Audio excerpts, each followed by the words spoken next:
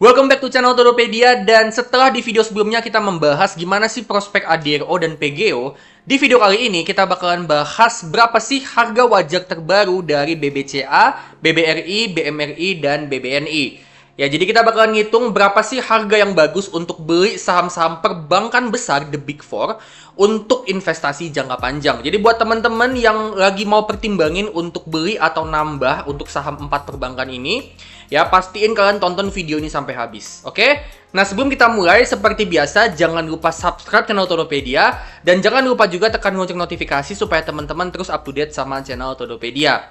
Dan jangan lupa kalian juga bisa dapatkan produk digital Todopedia di Linkit/Todopedia, ya, dimana di situ kalian bisa dapetin produk dan jasa digital Todopedia yang tentunya berguna buat kalian.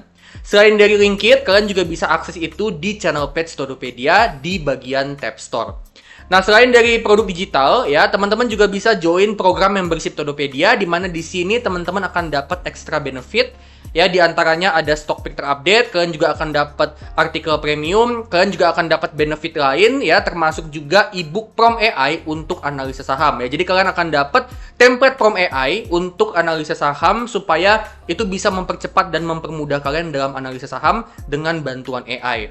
Dan gue juga baru aja launching, ya, jenis membership terbaru yaitu Elite Membership, di mana di sini teman-teman juga bisa dapetin lebih dari 100 deep analysis, deep fundamental analysis dari emiten-emiten, dan lebih dari 100 emiten gue bahas di situ semua. Ya, jadi ini jenis membership yang terbaru. Nah, buat kalian yang mau join membership, ya, langsung aja masuk ke link yang ada di bawah, ya, bit.ly/join membership Todopedia, atau kalian juga bisa langsung aja klik tombol gabung di bawah video ini. Ya, nanti semua benefitnya itu teman-teman bisa dapatkan di channel page Todopedia di playlist konten khusus membership. Oke, yuk langsung aja kita mulai ke videonya. Oke, jadi kita bakalan ngitung, ya, berapa sih harga wajar dari saham-saham perbankan besar. Dan kita mulai dari saham BBCA. Ya, jadi BBCA per video ini dibuat ada di harga 8450. Ya, dan kita bakalan hitung harga wajar saham BBCA itu dengan metode discounted dividend model, di mana kita bakalan ngitung harga wajar dari BBCA itu berdasarkan berapa sih potensi dividen yang bisa kita dapat dari BBCA untuk kedepannya setiap tahunnya, gitu ya. Dan di sini gue pakai tools discounted dividend model fair value calculator. Ya, ini tools yang gue punya. Ini bisa ngebantu kalian untuk ngitung harga wajar suatu saham dengan lebih mudah dan lebih cepat, gitu ya. Buat teman-teman yang berminat untuk dapetin tools ini, ya, ini gue jual, linknya gue taruh di kanan atas layar. Oke? Nah, langsung aja kita ngitung harga wajar BBCA, ya. BBCA per video ini dibuat di 8450, 8475, ya. Nah, terus kita ambil, pertama itu kita ambil data untuk EPS, ya. Jadi kita perlu data untuk EPS nih.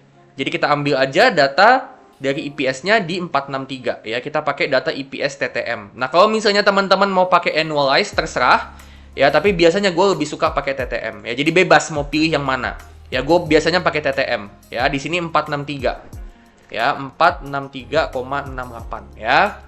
Nah, itu EPS-nya. Next, kita bikin estimasi untuk pertumbuhan BBCA untuk kedepannya, ya. Nah, estimasinya ini bisa berdasarkan beberapa pertimbangan menurut gue, ya. Jadi untuk BBCA ini, gue akan bikin estimasi pertumbuhan BBCA itu dari beberapa pertimbangan. Yang pertama, BBCA ini di masa lalu dia terbukti mampu numbuhin bisnisnya dengan tingkat pertumbuhan yang bagus dan konsisten. Ya, jadi memang track record-nya itu bagus banget untuk pertumbuhannya BBCA. Nah, cuman untuk kedepannya kan tentunya nggak ada jaminan, ya. Kalaupun di masa lalu bertumbuhnya bagus banget, ya, dan konsisten banget, tidak ada jaminan kedepannya juga akan seperti itu. Nah, tapi untuk BBCA ini, gue ngelihat dia ini punya beberapa kekuatan, teman-teman. Yang pertama itu NPL atau kredit macetnya itu kecil, ya, artinya itu bisa ngebantu BBCA untuk numbuhin pendapatan dan labanya dan kreditnya juga, ya. Itu tidak akan mengganggu pertumbuhan. Ya, dengan NPL-nya kecil itu sangat mendukung BBCA untuk terus bertumbuh konsisten ke depannya. Dan yang kedua, BCA ini dia punya rasio dana murah atau rasio CASA yang gede banget. Artinya BBCA ini dia ini hemat dari segi beban bunga. Gitu ya. Jadi dari segi beban bunga, ya, maupun kredit macetnya itu bisa dibilang kecil, dan BBCA ini dengan beban bunganya kecil, NPL-nya kecil, itu ngebuat BBCA ini bisa lebih hemat pengeluaran, dan itu tentunya sangat mendukung pertumbuhan laba dari BBCA. Gitu ya. Ditambah BBCA ini kan dia juga masih terus ngembangin digital banking ya. Ada BCA Mobile, ada anak usahanya juga Blue by BCA Digital gitu ya. Dan ditambah juga BCA ini sebagai perbankan di Indonesia tentunya juga akan terdorong sama pertumbuhan ekonomi di Indonesia. Ya, jadi gue ngelihat BCA ini punya potensi pertumbuhan yang bagus untuk kedepannya.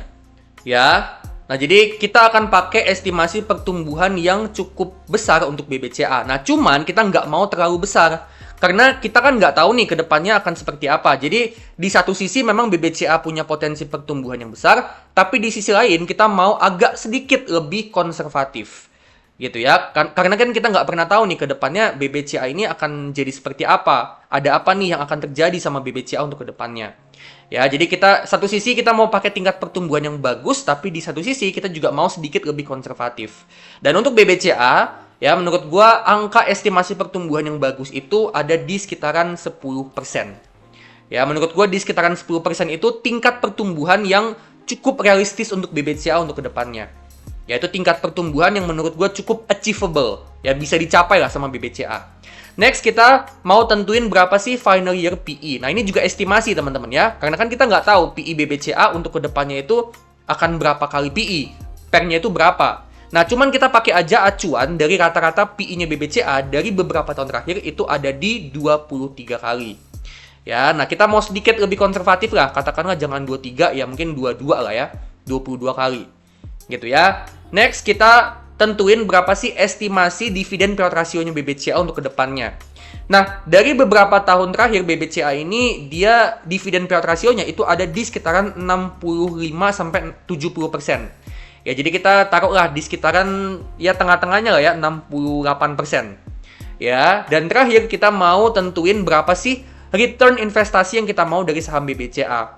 Nah, untuk return investasi, tentunya kita kalau invest di saham individual, tentunya kita mau return-nya itu lebih daripada indeks, lebih daripada IHSG. Nah, kalau kita tarik jangka panjang banget, IHSG itu return-nya itu ada di sekitaran 11-12%. Nah, untuk BBCA kita mau lebih dari itu, taruhlah sekitaran 15% per tahun. Ya, jadi ini adalah annual return-nya, 15% per tahun. Nah, di sini ya kita dapat nih harga wajar dari saham BBCA ya itu ada di sekitaran 9.000 untuk 10 year investment period.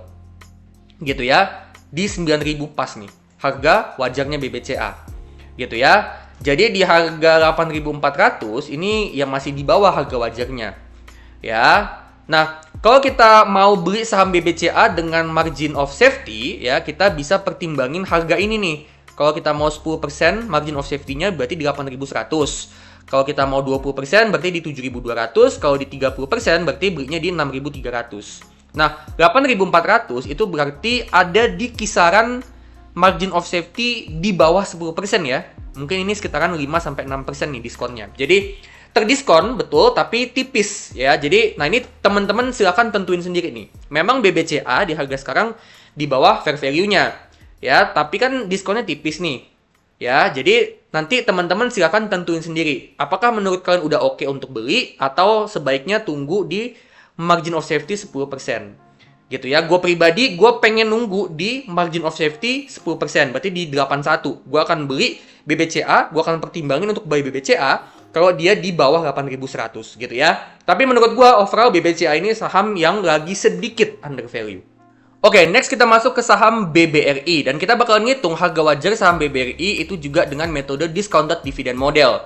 Nah, BBRI ini per video ini dibuat ada di harga sekitaran 3.900 sampai 3.910. Ya. Nah, BBRI ini kita langsung aja hitung harga wajarnya. Pertama kita ambil data EPS-nya. Ya, untuk data EPS itu BBRI ada di sekitaran 368,63 untuk EPS-nya ya. Kita masukin aja data EPS-nya 368,63. Nah, berikutnya kita bakalan bikin ya berapa sih estimasi pertumbuhan EPS untuk BBRI untuk kedepannya. Nah, kalau kita bicara tentang potensi pertumbuhan BBRI, ya dari beberapa tahun terakhir BBRI ini tingkat pertumbuhannya cukup bagus ya di sekitaran 11% per tahun. Dan untuk kedepannya, gue ngeliat BBRI ini dia masih punya potensi pertumbuhan yang cukup bagus. Ya, di mana BBRI ini potensi pertumbuhannya itu akan datang dari holding ultramikro Pegadaian PNM. Ya, itu yang pertama yang bakalan jadi katalis pertumbuhan buat BRI. Terus BBRI juga punya digital banking Brimo, yang mana itu juga akan jadi potensi pertumbuhan untuk BBRI terutama untuk jangka panjang gitu ya. Dan yang ketiga itu adalah BBRI ini kan dia baru aja kedapatan dana deposit ya dari Menteri Keuangan itu sekitaran 55 triliun yang mana itu kan bisa dipakai untuk pertumbuhan kredit gitu ya. Jadi itu juga akan jadi katalis pertumbuhan. Jadi BBRI ini sebenarnya punya beberapa katalis pertumbuhan dan itu juga belum termasuk sama potensi pertumbuhan ekonomi Indonesia yang tentunya juga bisa mendorong bisnisnya BBRI ini untuk bertumbuh lebih besar lagi gitu ya. Jadi potensi pertumbuhannya ada beberapa nih.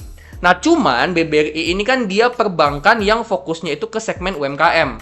Ya, dan memang belakangan ini BBRI ini diterpa isu kenaikan NPL atau kredit macet yang lumayan nih.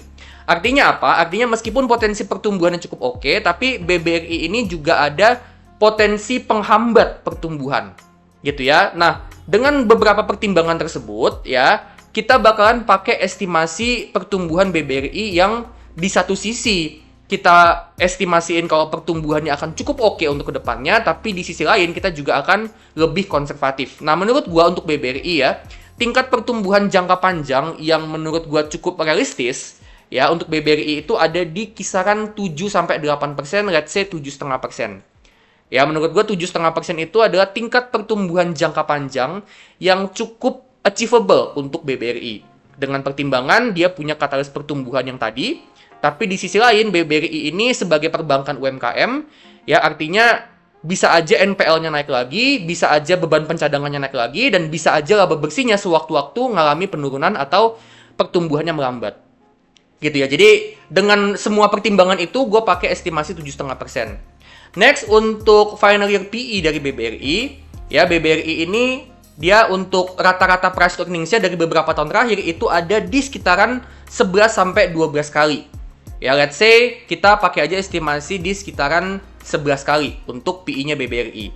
Ya, jadi kita pakai estimasi bahwa ketika nanti kita jual sahamnya, BBRI itu price to earnings-nya ada di 11 kali. Gitu ya. Next, kita tentuin berapa sih estimasi dividen payout ratio untuk kedepannya. Nah, untuk dividen payout ratio, ini gue pakai pertimbangan bahwa BBRI ini akan memberikan dividen dengan payout ratio yang besar untuk kedepannya, karena BBRI ini, ya dari dividennya BBRI, ini akan mendanai Danantara untuk investasi di pertumbuhan ekonomi. Jadi, gue ngelihat kayaknya Danantara ini akan meminta dividen yang besar dari BBRI. Ya, dan memang BBRI ini bisa dibilang ya mesin dividennya buat Danantara. Gitu ya. Jadi, BBRI kita akan estimasiin dividen payout ratio yang besar, dan karena dari beberapa tahun terakhir dividen payout ratio-nya itu ada di kisaran 80-85%, kita pakai estimasi di sini 85%. Dan untuk return yang kita mau dari saham BBRI, ya kita anggap bahwa saham BBRI ini sebagai saham perusahaan perbankan yang fokusnya ke UMKM, ya BBRI ini menurut gua dia punya potensi resiko investasi, ya profil resikonya itu sedikit lebih besar daripada perbankan lain kayak BCA, Mandiri atau BNI.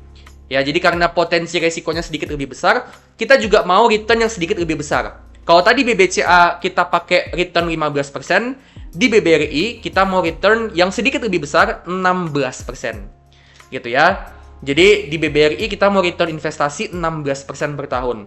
Nah, dari estimasi ini ya kita dapat nih harga wajarnya BBRI untuk 5 tahun itu di 4.026, dan untuk 10 tahun return ya, 10 tahun investasi ya dengan return 16% per tahun itu harga wajarnya ada di 4.000. Artinya bisa dibilang bahwa BBRI ya harga wajar terbarunya itu ada di kisaran angka 4.000. 4.000 pas ya. Jadi itu kurang lebih harga wajar untuk saham BBRI. Nah, di harga sekarang di 39 ini berarti BBRI sedikit di bawah harga wajarnya. Gitu ya. Tergolong fairly value tapi sedikit di bawah gitu ya, sedikit under value. Ya, nah ini keputusan teman-teman masing-masing ya. Kalian mau beli kah nih? Kalau misalnya BBRI dia di bawah harga wajarnya, kalian mau beli nggak? Atau misalnya kalian mau pakai margin of safety? Nah, kalau misalnya mau pakai margin of safety, berarti teman-teman bisa pertimbangin angka di sekitaran 3.600 ya untuk margin of safety 10%. Ya, untuk 10 tahun investasi juga margin of safety-nya untuk yang 10% itu di 3.600. Jadi kalau misalnya teman-teman mau pakai margin of safety, kalian mau beli saham BBRI di harga yang lebih terdiskon lagi, Ya, kalian bisa pertimbangin untuk beli di harga 3.600 ke bawah. Ya, 3.620 atau 3.600 ke bawah. Ya, kalau misalnya kalian bisa dapat di bawah 3.600, ya itu tentunya bagus banget. Tapi di harga sekarang, di 3.900, saham BBRI ini tergolong sedikit under value. Oke, next kita bakalan ngitung ya berapa harga wajar dari saham BMRI atau Bank Mandiri. Ya, BMRI per video ini dibuat ada di harga 4.720. Nah, kita langsung aja masukin data EPS-nya, teman-teman ya. Untuk BMRI, EPS terbarunya per kuartal 3 tahun 2025 itu ada di 551,74. Jadi kita masukin aja ya, 551,74. Ini per kuartal 3 2025. Next, kita bakalan tentuin berapa sih estimasi pertumbuhan EPS-nya BMRI untuk kedepannya. Nah, untuk nentuin ini, ya, gue pakai beberapa pertimbangan.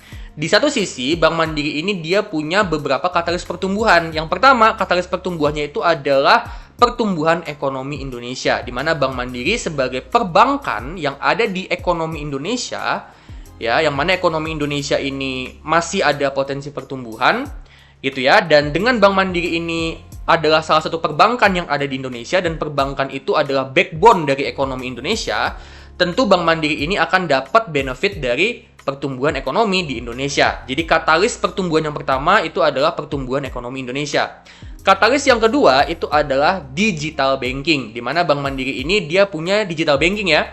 Ada Livin by Mandiri, Kopra by Mandiri, Growin by Mandiri, gitu ya. Yang mana digital banking ini dia bisa ngebantu pertumbuhan dari pendapatan transaksi.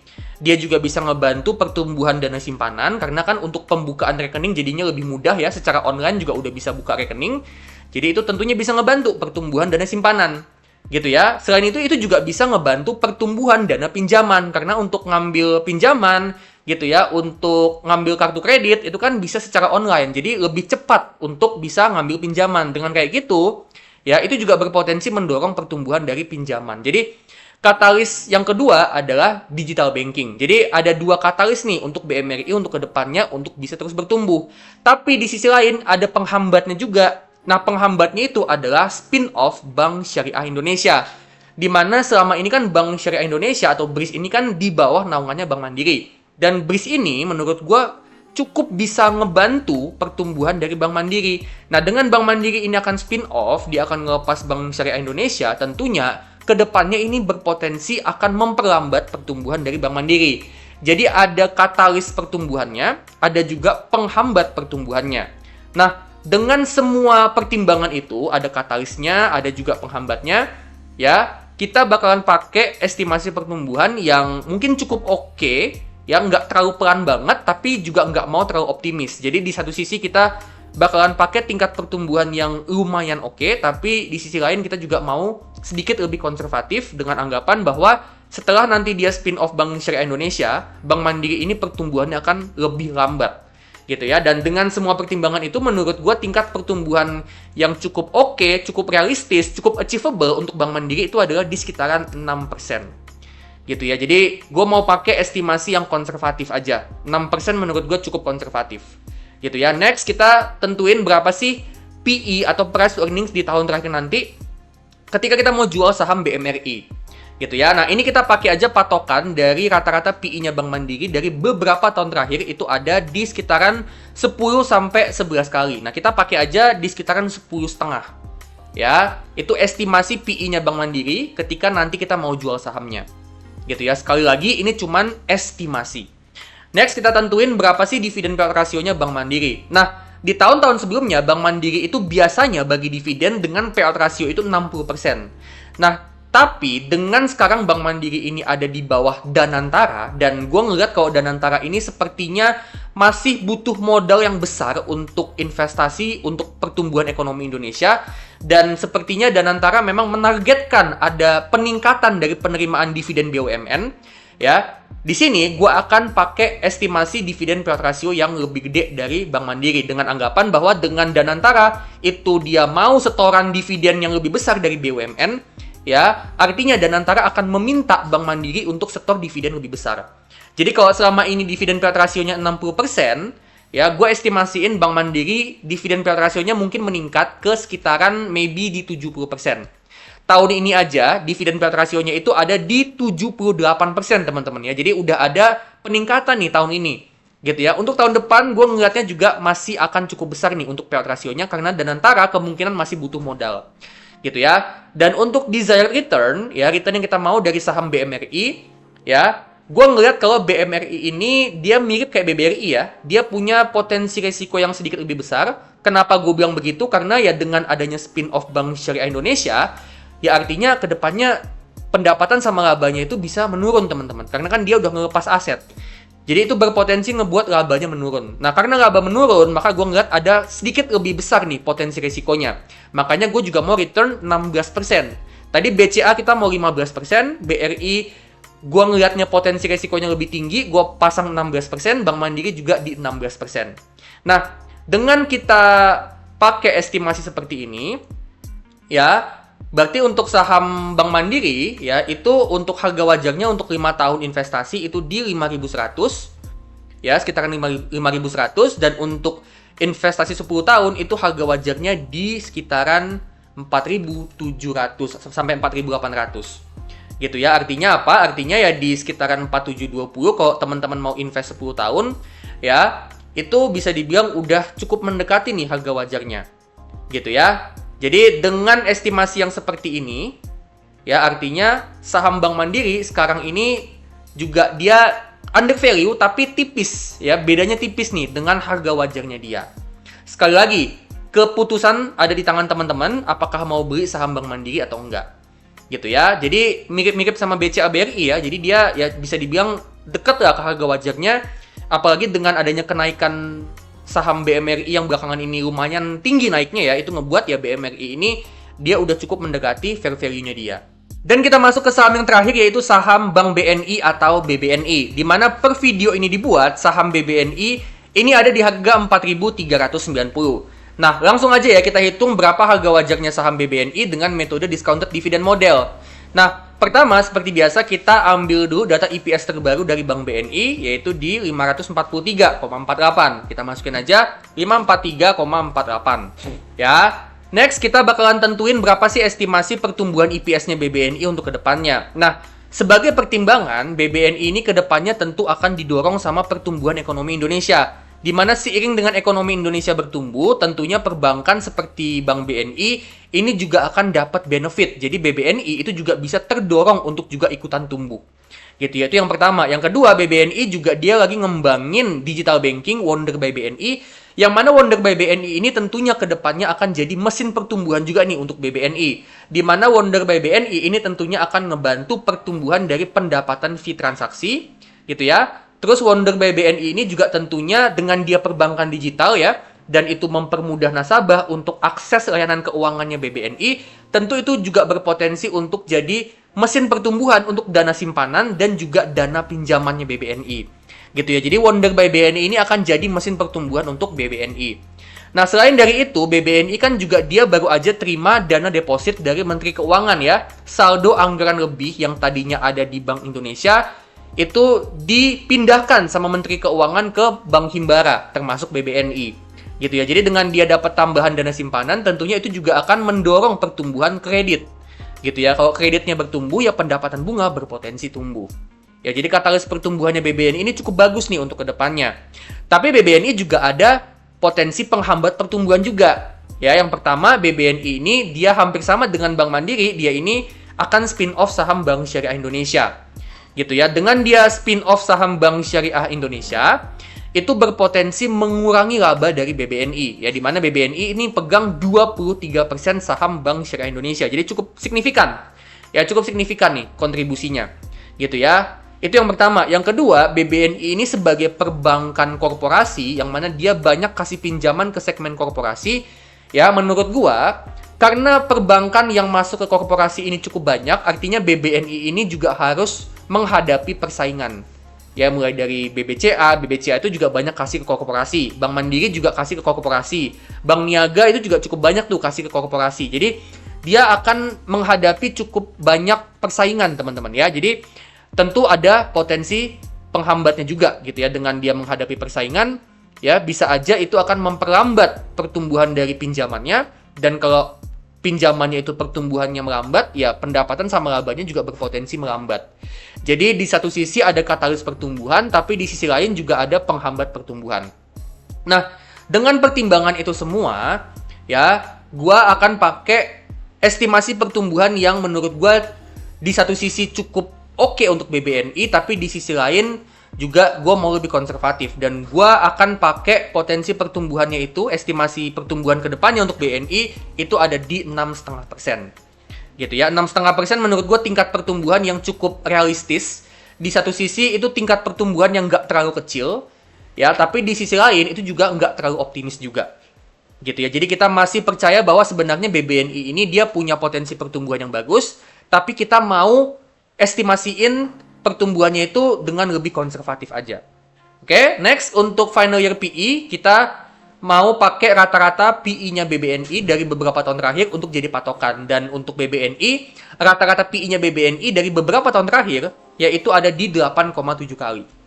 Gitu ya. Next untuk dividen payout ratio, BBNI tahun ini dia bagi dividen dengan payout ratio itu 65%. Ya, dan sebagai perbankan BUMN, dan tadi kita juga udah bahas ya kalau Danantara ini sepertinya akan butuh setoran dividen yang besar dari BUMN.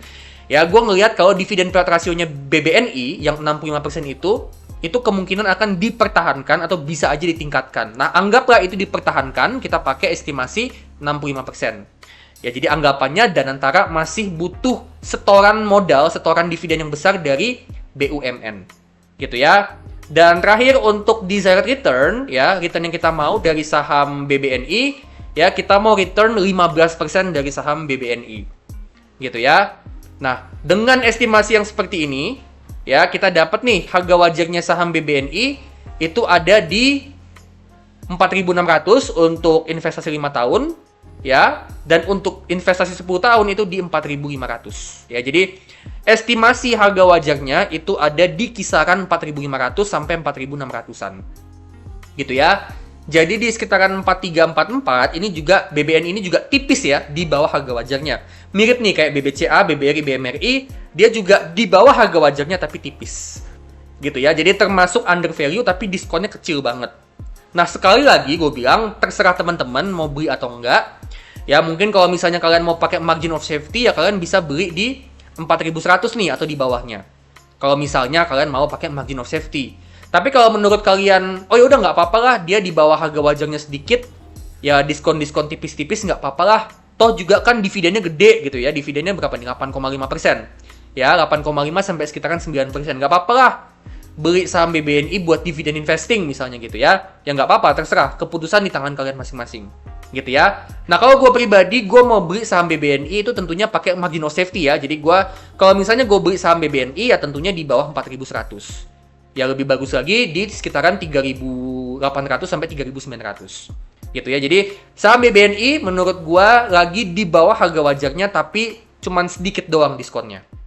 Oke, jadi ini dia ya harga wajar dari 4 saham perbankan The Big Four. BBCA di sekitaran 9 ribuan, BBRI di 4 ribuan, BMRI di sekitaran 4.800, dan BBNI di sekitaran 4.500 sampai 4.600. Dan di harga sekarang, ini sebenarnya keempat saham bank ini ada di bawah harga wajarnya, ya, tapi ini dengan margin of safety yang kecil, artinya diskonnya tipis. Dengan kata lain, harga dari keempat saham perbankan besar ini memang masih di bawah harga wajarnya, tapi sudah sangat mendekati harga wajarnya.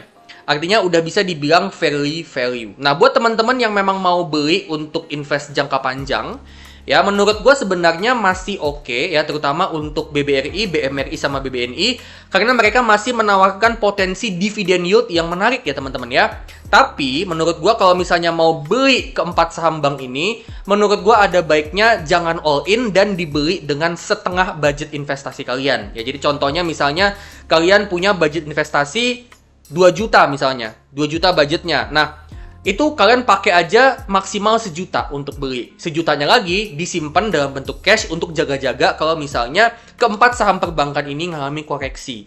Gitu ya. Jadi ada baiknya dibeli dengan setengah budget dan jangan all in. Meskipun memang potensi dividennya gede, tapi menurut gua ada baiknya untuk nggak all in dan tunggu ada koreksi untuk beberapa waktu ke depan.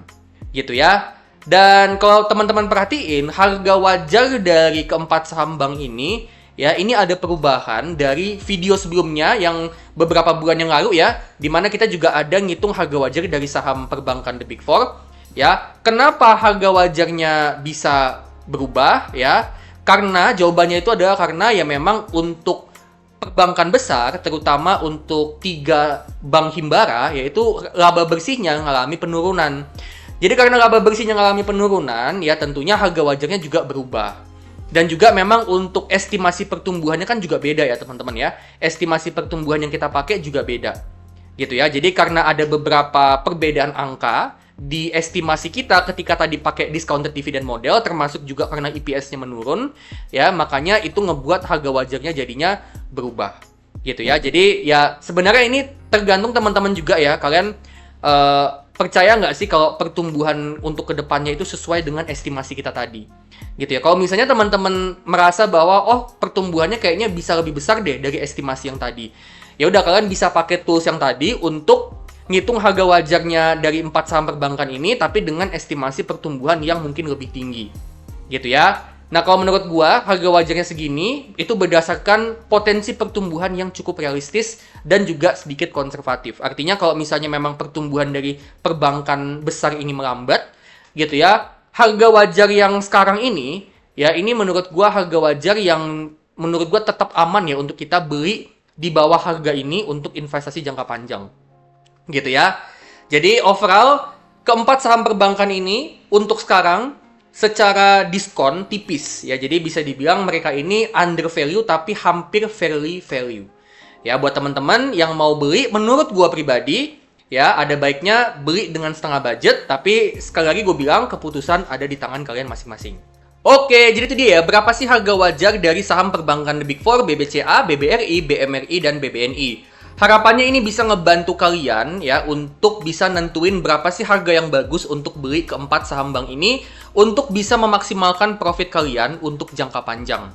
Ya, nah buat teman-teman yang suka sama video ini jangan lupa klik like, bagiin video ini ke teman-teman kalian, ya ke teman-teman kalian yang lain, dan kalian juga bisa kasih super thanks supaya Todopedia kedepannya semakin semangat untuk bikin konten yang terbaik untuk kalian. Jadi jangan lupa untuk kasih super thanks. Nah, disclaimer teman-teman ya, ini bukan ajakan untuk jual beli saham, jadi keputusan investasi itu gue kembalikan 100% ke tangan kalian masing-masing. Dan jangan lupa tetap do your own research, oke?